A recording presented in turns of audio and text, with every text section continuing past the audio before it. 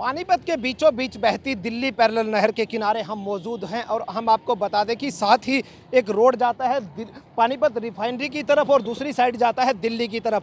हम आपको स्थिति क्लियर कर दें कि इस पूरे रोड पर जो है 80 से 85 किलोमीटर का ये रोड है, इसके ऊपर ग्रिल तक नहीं है। एमपी में इतना बड़ा हादसा हुआ कि इसी तरह का एक रोड था और जिसके साथ नदी बहती थी और उसकी गहराई लगभग 60 फीट थी और यहाँ भी एक इसी तरह की स्थिति है जहाँ 40 फीट गहरी नदी है और दूसरी तरफ रोड, और वहाँ बस गिरने से जो हादसा हुआ उसमें 52 लोगों की मौत हो गई। और इसी तरह का हादसा यहाँ भी होता रहता है।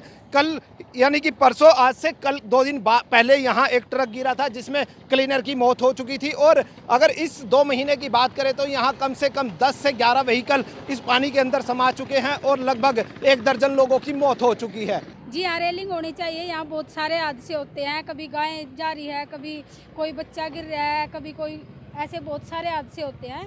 हमारे हिसाब से यहाँ होनी चाहिए ग्रिल वगैरह। ये सब गलत करी है सरकार, ये सारी चीज़ें होनी चाहिए। यहाँ पे हम डेली आते हैं, हम ये चीज़ें देखते हैं, कभी गाय गिर रही है, कभी भैंस गिर रही है, कभी कोई एक्सीडेंट हो के बाइक जाती है, बाइक गिर जाती है। ये सारी चीज़ें सरकार को देखनी चाहिए ना। मैं कह रहा हूँ ग्रिल लगनी चाहिए। ग्रिल से बेनिफिट है, लोगों को सहूलत रहेगी, कोई बीच में गिरने वाला नहीं होगा।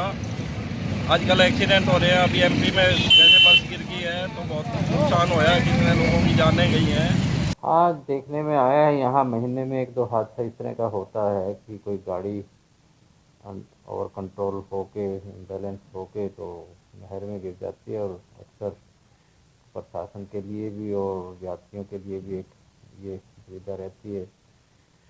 बाद में फिर वो एक पूरा प्रोसेस चलता है नहर से निकालने का, नहर बंद करवाने का। तो हमने पीडब्ल्यूडी एक्शन से ऑलरेडी बात करके संज्ञान में है ये मामला।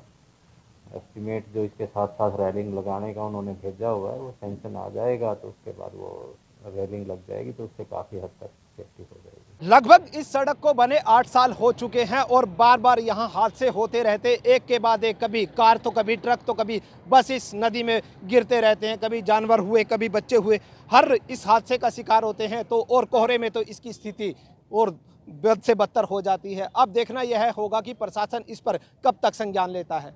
ईटीवी भारत के लिए पानीपत से राजेश कुमार की रिपोर्ट।